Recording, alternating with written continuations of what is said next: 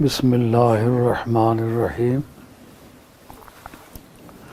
وَإِذْ أَخَذَ اللَّهُ مِيثَاقَ النَّبِيِّينَ لَمَا آتَيْتُكُم مِّن كِتَابٍ وَحِكْمَةٍ ثُمَّ جَاءَكُمْ رَسُولٌ مُصَدِّقٌ لِّمَا مَعَكُمْ لَتُؤْمِنُنَّ بِهِ وَلَتَنصُرُنَّهُ قَالَ أَأَقْرَرْتُمْ وَأَخَذْتُمْ عَلَىٰ ذَٰلِكُمْ إِصْرِي قَالُوا أَقْرَرْنَا قَالَ فَاشْهَدُوا وَأَنَا مَعَكُمْ مِنَ الشَّاهِدِينَ صدق اللہ مولانا العظیم۔ اس وقت یہ مسئلہ زیر بحث آ رہا ہے کہ مرزائیوں کو کافر نہیں کہنا چاہیے کیونکہ وہ قبلے کی طرف منہ کر کے نماز پڑھتے ہیں۔ اہل قبلہ کو کافر کہنے سے ہمارے محدثین اور مجتہدین نے منع فرمایا ہے۔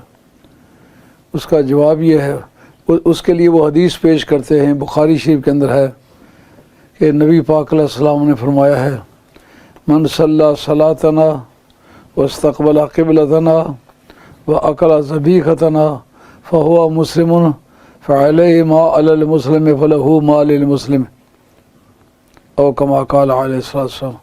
حضرت عبداللہ بن مسعود اس حدیث کے راوی ہیں، فرمایا جو ہماری طرح نماز پڑھے، من صلی صلاتنا واکل ذبیحتنا، اور ہمارا ذبیحہ کھائے، واستقبل قبلتنا، اور ہمارے قبلے کی طرف منہ کر کے نماز پڑھے، تو وہ مسلمان ہے۔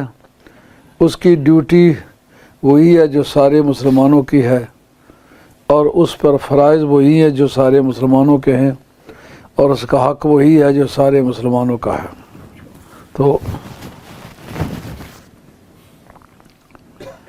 یہ جو اہل قبلہ کو کافر کہنے کی بات ہے، اس کا فیصلہ نبی پاک علیہ السلام کے اپنے دور میں ہو چکا ہے۔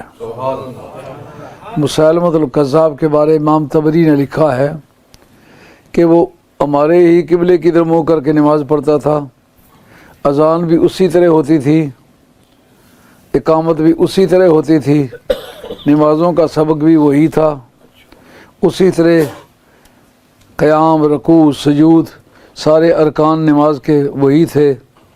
صرف اس نے جب دعویٰ نبوت کیا، اس کو سرکار دو عالم علیہ السلام نے بھی کافر قرار دیا، اور اس کے بعد صحابہ کرام رضوان اللہ تعالی مجمعین کا اجماع ہے اس پر۔ اس وقت کوئی صحابی جو مجتہد تھا اس اجتماع سے باہر نہیں رہا۔ جب اس کے ساتھ جہاد کا فیصلہ ہوا کہ اس کے ساتھ جہاد کرنا ہے، تو کسی صحابی نے حضرت ابوبکر صدیق رضی اللہ عنہ سے لے کر سب سے آخری صحابی تک کسی نے یہ نہیں کہا کہ یہ ہمارے والی نماز پڑھتا ہے، یہ ہمارے قبلے کی طرف منہ کر کے نماز پڑھتا ہے۔ اس کے سبق وہی ہیں، اور عالم اسلام نے اس بات کو باور کیا کہ جو ختم نبوت کا منکر ہے وہ اہل قبلہ میں سے نہیں ہے، اس کو یہ استحقاق نہیں پہنچتا۔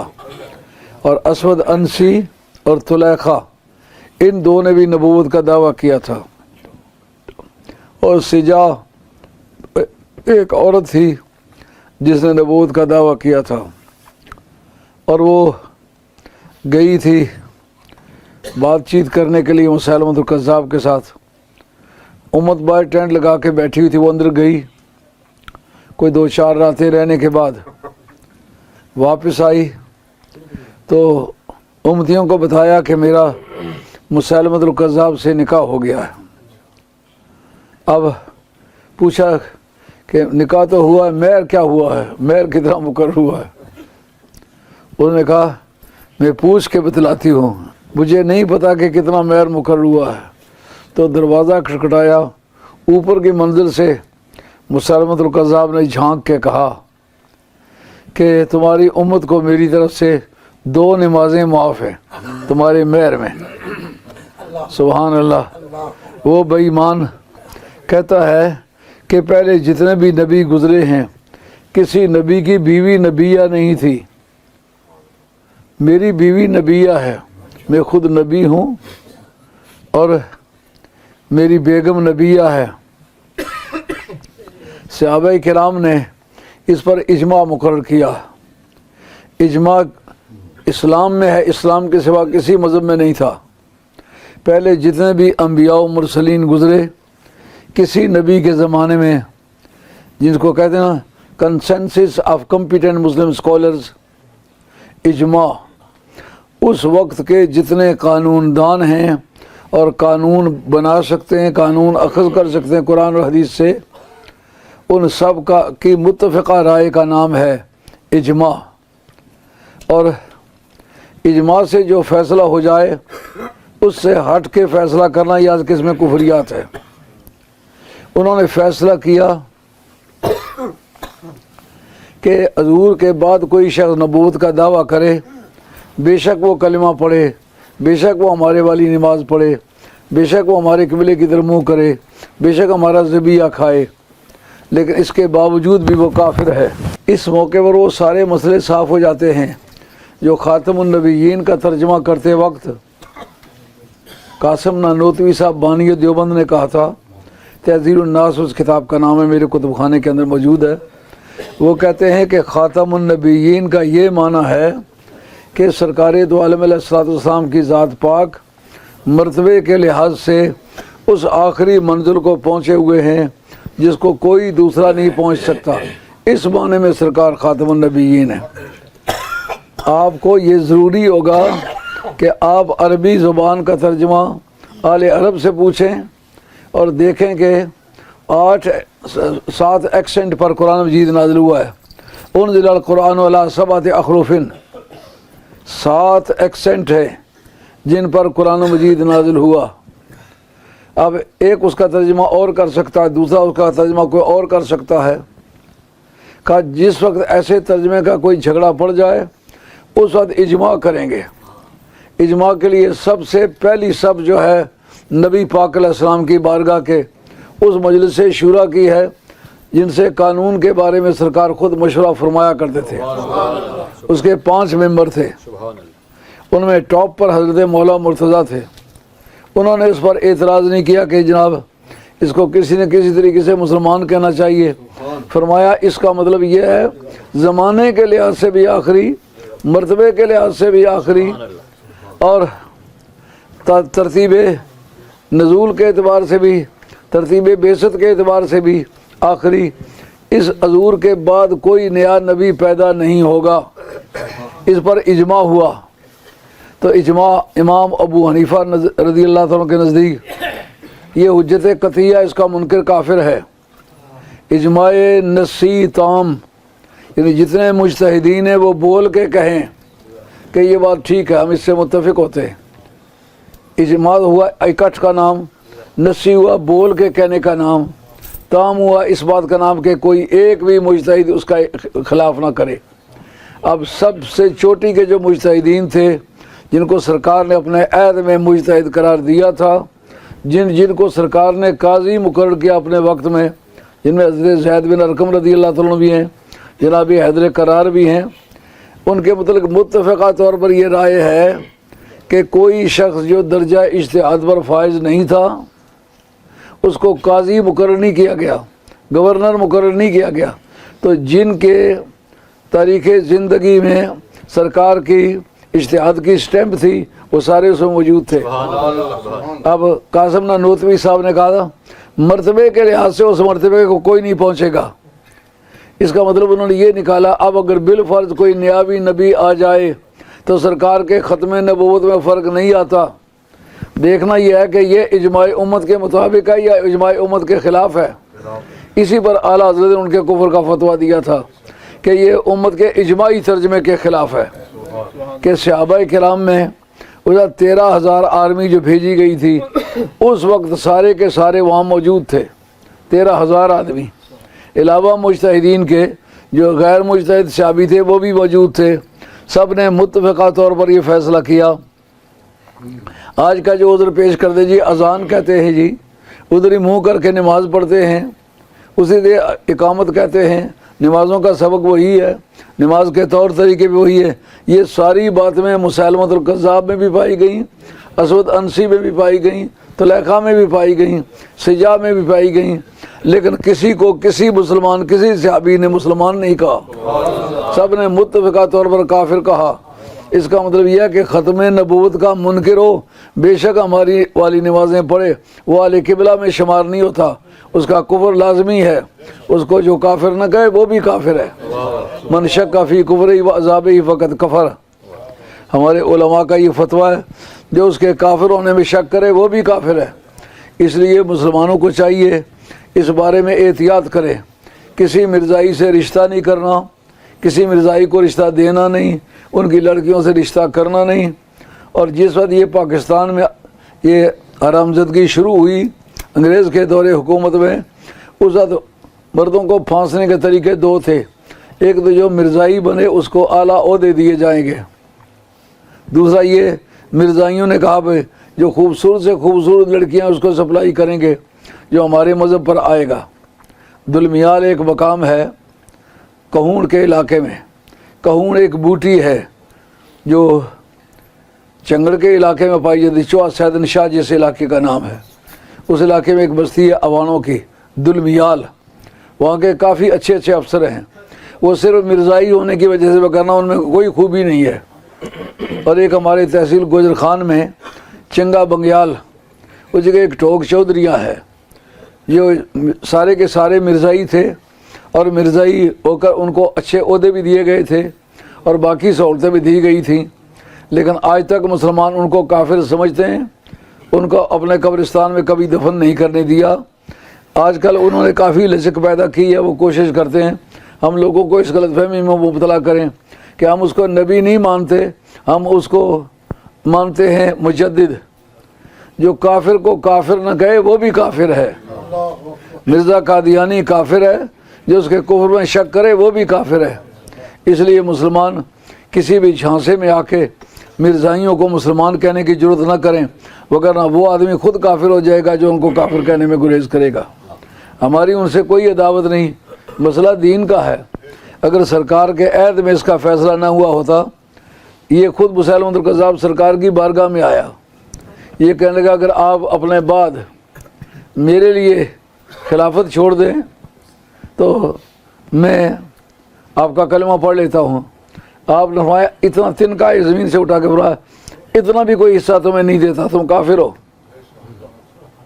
اور باقی بھی جنہوں نے دعویٰ کیے آج تک مسلمانوں نے ان کو کافر سمجھا ہے، تو مسلمانوں کا تواتر بھی شرح میں دلیل ہے۔ اس لیے مسلمانوں کو چاہیے کہ مرزائیوں کو بھی کافر سمجھے، اور جو آئندہ نبوت کے لیے پانچے اڑس رہا ہے اس کو بھی کافر سمجھے، اور جس نے ان کو کافر نہیں کہا وہ بھی کافر ہے۔ یہ بات انہوں نے کیوں کہی؟ دراصل قصہ یہ تھا کہ انگریز کو سرزمین ہند میں پاؤں جمانے کے لیے دقت یہ تھی کہ مسلمان سرکار کی عزت و عظمت کے معاملے میں کسی شخص کی پرواہ نہیں کرتے تھے، موت قبول کرتے تھے، لیکن سرکار کی شان میں فرق نہیں لانا چاہتے تھے۔ تو انگریز نے کوشش کی ایسے لوگ پیدا ہوں جو سرکار کی شان میں کثرت شان کریں، ہم ان کو کچھ سہولتیں دیں گے۔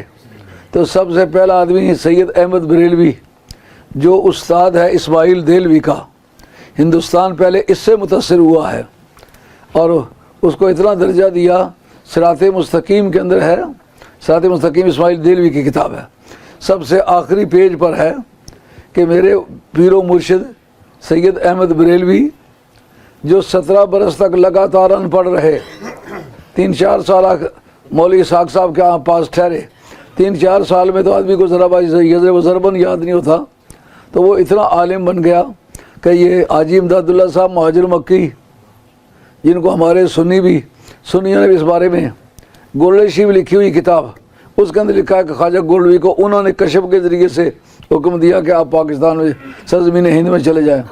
کہاں کشف اور کہاں حاجی امداد اللہ صاحب۔ انہوں نے بیعت کس سے کی؟ سید احمد بریلوی سے۔ وہ آدمی ہے، مرزا حیرت دہلوی کی کتاب ہے سوان حیات طیبہ، اس کے اندر لکھا ہے کہ کلکتے میں سید احمد بریلوی تقریر کر رہے تھے، ان سے مسلمانوں نے کہا سکھوں سے لڑنے کے لیے بالا کوٹ جا رہے ہیں، انگریزوں سے کیوں نہیں لڑتے؟ تاج و تخت تو انہوں نے چھینا ہے، جنہوں نے تاج و تخت چھینا ہے، اقتدار سے محروم کیا، ان سے لڑتے نہیں ہو، تو سکھوں سے لڑنے کا کیا معنی ہے؟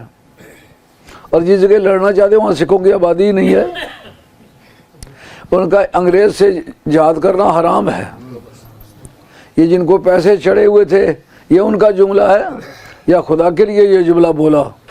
اسی وقت وہابیوں کا جو ہیڈ تھا جس کا نام نذیر حسین دہلوی، پہلی کتابوں میں ریکارڈ اس کے سید ہونے کا نہیں ملتا، جو ان کے سودے میں آیا اس کے ساتھ سید نذیر حسین دہلوی، اس کو وہابی لوگ اہل حدیث کہتے تھے شیخ الکل۔ یار کوئی بات ایسی میں کروں جو اس کا میرے پاس ثبوت نہ ہو تو میں خدا کا بھی مجرم ہوں، سوسائٹی کا بھی مجرم ہوں۔ میں نے کتابیں پہلے خریدی ہیں، مطالعہ کی ہیں، نشان لگائے، اس کے بعد بات کر رہا ہوں۔ جو صاحب دیکھنا چاہے میں جمعے کے فوراً بعد اس کو دکھانے کے لیے تیار ہوں، دیر نہیں لگے گی۔ اب جناب جن کو پیسے پہنچے ہوئے تھے ان کی بولی سنیے۔ نذیر حسین دہلوی نے ایک کتاب لکھی کہ جہاد منسوخ ہو گیا ہے، جہاد والی آیتیں ساری منسوخ ہیں، حالانکہ سرکار فرماتے ہیں الجہاد و ماضٍ الی یوم القیامہ، جہاد قیامت کی صبح تک جاری رہے گا، وہ کبھی ختم نہیں ہوگا۔ یہ سرکار نے جہاد کی اتھینٹیکیشن کیا، کسی دوسرے حکم کی نہیں کی، فرمایا قیامت تک جہاد جاری رہے گا۔ اور نبی کریم علیہ الصلوۃ والسلام نے اپنے صحابہ سے بار بار جہاد کے فضائل بیان کیے۔ آپ نے فرمایا جس کے دل میں کبھی جہاد کی آرزو بیدار نہیں ہوئی، کبھی یہ خیال نہیں آیا اگر میرے دور میں میری جان کی اسلام کو ضرورت پڑی تو میں اپنی جان دوں گا، اگر یہ آرزو اس کے دل میں نہیں آئی تو منافق کی زندگی جیا ہے، منافق کی موت مرا ہے۔ یہ سرکار کا ارشاد ہے۔ اب جناب اس کے بدلے میں جو تحریک پاکستان آپ پوری پڑھیں، تحریک پاکستان میرا سبجیکٹ نہیں ہے لیکن تھارلی میں اس کا مطالعہ کیا یہ جاننے کے لیے کہ یہ انقلابات کیسے آئے، تو اس کے بارے میں لکھا ہے کہ اس نے یہ کتاب لکھی تھی کہ جہاد منسوخ ہو گیا، اس کے بدلے میں اس کو ایک جاگیر بھی دی گئی اور ماہانہ اس کو وظیفہ بھی دیا جاتا رہا۔ اور یہ چھوٹی چھوٹی کے جو اہل حدیث ہیں، ثناء اللہ امرتسری یہ بھی اس کا مرید ہے، اور داؤد غزنوی یہ بھی اس کا مرید ہے، اسماعیل غزنوی یہ بھی اس کا مرید ہے، اور حافظ یوسف محدث وزیر آبادی یہ بھی اس کا مرید ہے، اسی طرح ابراہیم سیالکوٹی، یہ سارے چھوٹی چھوٹی کے جو وہابیہ ہیں یہ سب اس کے مرید، اس کو شیخ الکل کہتے تھے۔ محمد حسین بٹالوی یہ سارے اہل حدیث اس کے مرید تھے، اس کو شیخ الکل کہتے تھے۔ یار ان کو حصہ ملتا ہوگا، نہیں تو ایسے آدمی کو کون شیخ الکل کہتا ہے؟ ہم نے اس سلسلے کا کوئی شاگرد دنیا علم میں نہیں دیکھا، اور نہ محققین انہوں نے ان کو تسلیم کیا ہے، تو وہ راتوں رات کس طرح شاہ جی بھی بن گئے اور شمس العلماء کا ٹائٹل انہیں دیا گیا۔ دیوبندی اس سے معلوم ہوئے جنہوں نے کہا اپنے فتاوی دارالعلوم دیوبند میں لکھا کہ شمس العلماء کا خطاب حرام ہے، یہ فتاوی دارالعلوم دیوبند میں، یعنی اس کو دیا تو ہمیں کیوں نہیں دیا؟ اب اندازہ کیجئے جس زمانے میں مسلمانوں کو کوئی ملازمت نہیں مل رہی، 1860 کے جو الیکشن تھے کونسلوں کے، کسی مسلمان کو پورے ملک میں ممبر نہیں بننے دیا، اور جتنے میجسٹریٹ تھے ہندو اور سکھ تھے، مسلمانوں میں سے کوئی نہیں تھا۔ تو جس زمانے میں مسلمانوں کو ملازمت نہیں ملتی، کھانے کو روٹی نہیں ملتی، پہننے کو کپڑا نہیں ملتا، اس وقت ان کے دارالعلوم دیوبند کے لیے پیسے کہاں آ گئے کہ اتنی بڑی یونیورسٹی بن گئی۔ اس کا ثبوت یہ بات ہے کہ ان کی کتاب ہے تذکرۃ الرشید، میرے کتب خانے میں موجود ہے، حوالہ جات لگے ہوئے ہیں، جو آدمی دیکھنا چاہے دکھانے کے لیے تیار ہوں۔ اس کے اندر جو 1856 کی جنگ آزادی ہے وہی چیپٹر آپ نکال لیں، اس میں یہ چار صاحب قاسم ننوتوی، رشید احمد گنگوئی، حافظ ضامن اور حاجی امداد اللہ صاحب مہاجر مکی، یہ چاروں کے چاروں ان کے متعلق لکھا ہے کہ مسلمان بہادری کے غرہ میں آ کر کے اپنی رحم دل گورنمنٹ کے خلاف انہوں نے علم جہاد بلند کیا۔ وہ علم جہاد نہیں تھا، علم فساد تھا، اور یہ اللہ والے چند اللہ والے، اللہ کے شیر ہاتھوں میں تلواریں لیے ہوئے میدان میں نکلے ہوئے تھے، جو اپنی رحم دل گورنمنٹ پر جان دینے کے لیے تیار ہو گئے۔ مسلمانوں کو مارنے والے، کافروں کی حمایت کرنے والے وہ اللہ والے ہوتے ہیں؟ کہتے ہیں اس سلسلے میں حافظ ضامن صاحب کو گولی زیر ناف لگی اور وہ مر گئے۔ گولی بھی اتھا لگی جیسے جڑیاں کی نہیں لگنی انہیں، زیر ناف گولی لگی۔ یہ لڑے کیوں ہے؟ اگر کچھ ملتا نہ تو لڑتے، اب یہ جو ہے اب اگر نیا کوئی نبی آئے تو بھی ختم نبوت میں فرق نہیں آتا. یہ راستہ کس نے ہموار کیا ہے؟ یہ راستہ انہوں نے ہموار کیا جنہوں نے پیسے لیے ہوئے تھے. مرزا قادیانی جس تاریخ مرتا ہے 12 رنجید، انہی دنوں میں مرزا جی پیدا ہوتے ہیں. ایسا پتہ چلتا ہے کہ مہاراجہ رنجیت برتا گیا، دوسری طرف سے دوسرا مہاراجہ رنجیت نکلتا چلا آیا. اگر فوٹو آپ دیکھیں تو آپ کو یقین سے ماننا پڑے گا کہ یہ مرزا قادیانی جو ہے یہ مہاراجہ رنجیت کا قریبی رشتہ دار ہے. شکل و صورت میں مشابت، اور سر تیرے تھے پگڑ پنا وان دا، لگ تیرے تلوار کانی کھو دی، یہ ان کی شاعری تھی. یہ اس شکل و صورت کا آدمی ہے. تو یہ سب لوگ جو ہے انہوں نے پہلے سے اپنے پائچے اڑس لیے ہیں. کیوں؟ جو پیسے ملے ہوئے تھے وہ نہیں ٹکنے دیتے تھے نا. اب یہ جملہ لکھ کے انہوں نے مرزا قادیانی کے ہاتھ میں تلوار دے دی کہ نہیں، اب یہ چلاؤ. اب قانون کیا کہے گا؟ قانون کہے گا یہ کرمنل ابیٹمنٹ ہے. جس نے تلوار ہاتھ میں دی ہے قتل کو ہو جانے پر وہ بھی قاتل شمار ہوگا، اس نے اعانت مجرمانہ کی ہے. جس نے کہا اب نیا کوئی نبی آ جائے تو بھی ختم نبوت میں فرق نہیں آتا، اس نے نئی نبوت کے لیے خام مال مہیا کیا ہے اور اس آدمی نے مدد کی ہے. اگر وقت اجازت دیتا تو میں اور کچھ عرض کرتا، لیکن میں کافی لیٹ ہو گیا ہوں تو 20 منٹ آپ کو یہ لیکچر ہو گیا. لیکن آپ تنہائی میں بیٹھ کے کبھی ان میری باتوں کو غور کریں. جس بات کے بارے میں ضرورت محسوس ہو میرے پاس تشریف لائیں تو میں آپ کو وہ حوالہ جات دکھاؤں گا. اللہ تعالیٰ میرا اور آپ کا خاتمہ سچے دین پر کرے. وما علینا الا البلاغ المبین واخر دعوانا ان الحمد للہ رب العالمین. الصلاۃ والسلام علی رسول اللہ خیر خلق محمد.